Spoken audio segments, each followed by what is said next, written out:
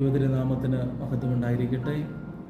മലബാർ സ്വതന്ത്ര സുറിയാനി സഭയുടെ ബഹ്റിനിലുള്ള cent Coorilos prayer ഗ്രൂപ്പിൻ്റെ അനുഗ്രഹീതരായ ഭാരവാഹികളെ, ദൈവത്താൽ അനുഗ്രഹിക്കപ്പെട്ട ദൈവജനമേ, എല്ലാ പ്രിയപ്പെട്ടവർക്കും കർത്താവായ യേശു ക്രിസ്തുവിൻ്റെ ധന്യനാമത്തിൽ സ്നേഹവന്ദനം അറിയിക്കുകയാണ്.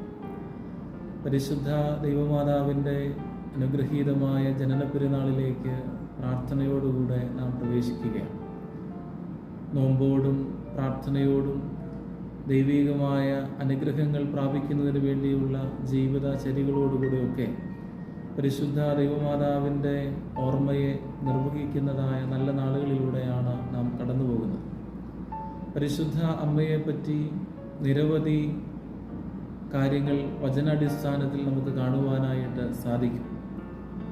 വിശുദ്ധ ആരാധനകളിലൊക്കെ ദൈവനാമത്തെ കഴിഞ്ഞാൽ ഏറ്റവും കൂടുതൽ ആദരിക്കുന്നത് പരിശുദ്ധ അമ്മയുടെ നാമമാണെന്ന് നമുക്ക് കാണുവാനായിട്ട് സാധിക്കുന്നു. അതുകൊണ്ട് തന്നെ സുറിയാനി സഭയുടെ പാരമ്പര്യങ്ങളിലൊക്കെ ഏറ്റവും കൂടുതൽ ദൈവാലയങ്ങൾ സ്ഥാപിക്കപ്പെട്ടിട്ടുള്ളതും പരിശുദ്ധ അമ്മയുടെ മധ്യസ്ഥതയിലാണ്, നാമധേയത്തിലാണ് എന്ന് നമുക്ക് ദർശിക്കുവാനായിട്ട് സാധിക്കുന്നു.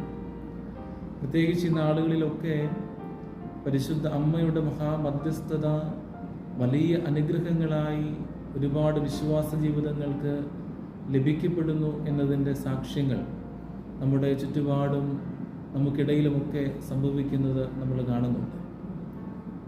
എന്തുകൊണ്ടാണ് പരിശുദ്ധ അമ്മയെ ഭാഗ്യവതി എന്ന് വാഴ്ത്തുന്നത്? ഒരുപാട് വിശേഷണങ്ങൾ പരിശുദ്ധ അമ്മയ്ക്ക് കൊടുക്കുമ്പോഴും ഭാഗ്യവതി എന്ന വിശേഷണം അധികമായി കൊടുക്കുന്നത് കാണുവാനായിട്ട് നമുക്ക് സാധിക്കുന്നു. എന്തുകൊണ്ടായിരിക്കാം പരിശുദ്ധ അമ്മയ്ക്ക് ഈ ഭാഗ്യവതി എന്ന വിശേഷണം കൊടുക്കുക? ഒരു മാനുഷികമായ ചിന്തയിൽ കാണുമ്പോൾ നമുക്കറിയാം, ഒരിക്കലും ഒരു ഭാഗ്യത്തിൻ്റെ ഭൗതികമായ അനുഭവങ്ങളിലൂടെ കടന്നുപോയവളല്ല പരിശുദ്ധ അമ്മ. ഒരുപാട് സഹനത്തിൻ്റെ അനുഭവങ്ങളാണ് പരിശുദ്ധ അമ്മയുടെ ജീവിതത്തിൽ പലപ്പോഴും കടന്നു വന്നിട്ടുള്ളത്. എന്നിട്ടും ദൈവത്തിൻ്റെ വചനം വെളിപ്പെടുത്തുന്നത്, പരിശുദ്ധ അമ്മ തന്നെ പരിശുദ്ധാത്മാവിനാൽ നിറയപ്പെട്ട് വെളിപ്പെടുത്തുന്നത്, ഇന്നു മുതൽ സകല വംശങ്ങളും തലമുറകളും എന്നെ ഭാഗ്യവതി എന്ന് കീർത്തിക്കുമെന്നാണ്.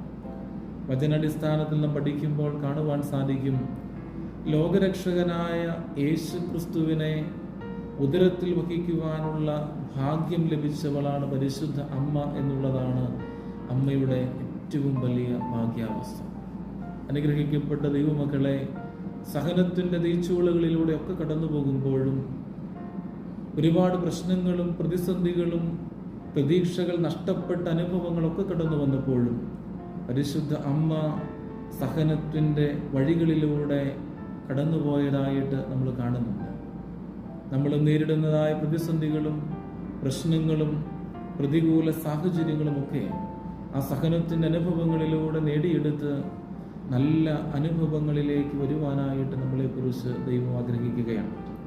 പരിശുദ്ധ അമ്മ മറ്റൊരു സന്ദർഭത്തിൽ നമ്മൾ കാണുന്നുണ്ട്, കാനാവിലെ കല്യാണ വീട്ടിൽ വെച്ച് പുത്രനോടുള്ള വിശ്വാസത്തെ പ്രതി ദൈവത്തിൻ്റെ അടിയുറച്ച അനുഭവങ്ങളിലൂടെ അമ്മ കടന്നു പോവുകയാണ്.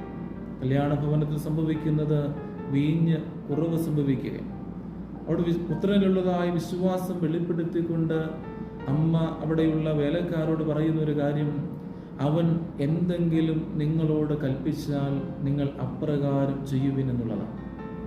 അനുഗ്രഹീതമായ 8 നോമ്പ് പെരുന്നാളിൻ്റെ ശ്രേഷ്ഠ ദിനങ്ങളിലൂടെ കടന്നു പോകുമ്പോൾ പരിശുദ്ധ അമ്മ നമ്മോടും പറയുന്നു, പുത്രൻ തമ്പുരാൻ നിങ്ങളോട് കൽപ്പിച്ചത് നിങ്ങൾ ചെയ്യുവാൻ സാധ്യമാവട്ടെ. ഈ നല്ല ദിനങ്ങൾ നമ്മുടെ ജീവിതങ്ങളെ ഒരുക്കുമ്പോൾ ദൈവം തമ്പുരാൻ നമ്മോട് ആവശ്യപ്പെടുന്ന, നമ്മോട് കൽപ്പിക്കുന്ന, നമ്മെ ഓർമ്മപ്പെടുത്തുന്ന നല്ല ദൈവവചനങ്ങളെ സ്വീകരിക്കുവാനായിട്ട് കൂടെ സാധിക്കുന്ന അനുഭവങ്ങളായി തീരട്ടെ എന്ന് പ്രാർത്ഥിക്കുകയാണ്. നമ്മൾ സാധാരണഗതിയിൽ ചിന്തിക്കുക, ക്രിസ്തുവിനെ കുരിശിക്കുവാൻ കൊണ്ടുപോകുമ്പോഴും പരിശുദ്ധ അമ്മയുടെ സാന്നിധ്യം കൂടെയുണ്ട്. ലോകപരമായി ചിന്തിച്ചാൽ നൊന്ത് പ്രസവിച്ചതായ കുഞ്ഞിനെ ഒരമ്മയുടെ മുന്നിൽ വെച്ച് കൊന്നുകളയുക എന്നുള്ളത് ഒരിക്കലും ഒരു അമ്മയ്ക്ക് സഹിക്കുവാൻ സാധിക്കാത്ത അനുഭവമാണ്. എന്നാൽ ദൈവ പദ്ധതികളാണ് നിറവേറുന്നതെന്ന തികഞ്ഞ ബോധ്യത്തോടുകൂടെ പരിശുദ്ധ അമ്മ തൻ്റെ പുത്രനോടൊപ്പം ക്രൂശീകരണത്തിൻ്റെ അനുഭവങ്ങളിലേക്ക് നടന്നെടുക്കുന്നത് നമ്മൾ കാണുന്നുണ്ട്.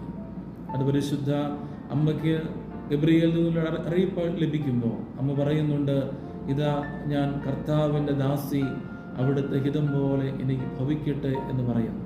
ആ അനുഭവമാണ് പരിശുദ്ധ അമ്മയുടെ ജീവിതത്തിൽ മുഴുവനായും നമ്മൾ കാണുന്നത്. ആ സമർപ്പണത്തിൻ്റെ അനുഭവം, ത്യാഗത്തിൻ്റെ തീച്ചുളയിൽ എല്ലാം നഷ്ടപ്പെട്ടു പോകുന്ന അനുഭവങ്ങളിലൊക്കെ പരിശുദ്ധ അമ്മയെ ബലപ്പെടുത്തിയത് താൻ ദൈവത്തിൻ്റെ ദാസിയാണെന്നുള്ള ബോധ്യവും താൻ ദൈവത്തിന് വേണ്ടി, ദൈവ പദ്ധതികൾക്ക് വേണ്ടി ഈ ലോകത്തിലായിരിക്കുന്നു എന്നുള്ള ബോധ്യവുമാണ്.